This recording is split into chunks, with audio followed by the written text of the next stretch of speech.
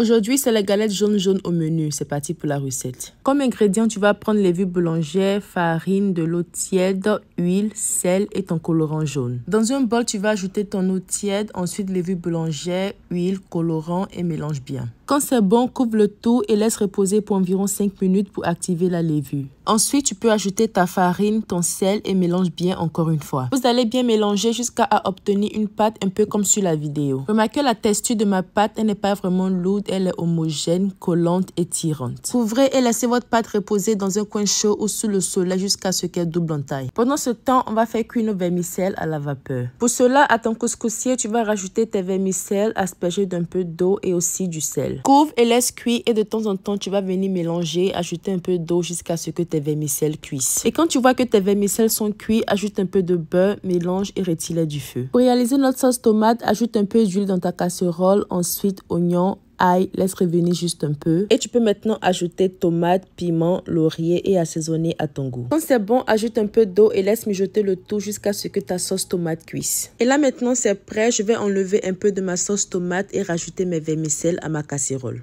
Mélange bien et voilà que tes vermicelles sont officiellement prêts. On va maintenant récupérer notre pâte. Voilà que ça a bien monté. Mélangez un peu et on peut passer à la cuisson. Pour la cuisson, vous allez mettre de l'huile au feu et quand l'huile elle est chaude, commencez à griller vos beignets. Laissez-les cuire pour environ 5 minutes et retournez de temps en temps. 5 minutes après, voilà que nos beignets sont prêts. On peut maintenant les retirer. Voilà qu'on a maintenant nos beignets, macaroni et sauce tomate. On est prêt à servir.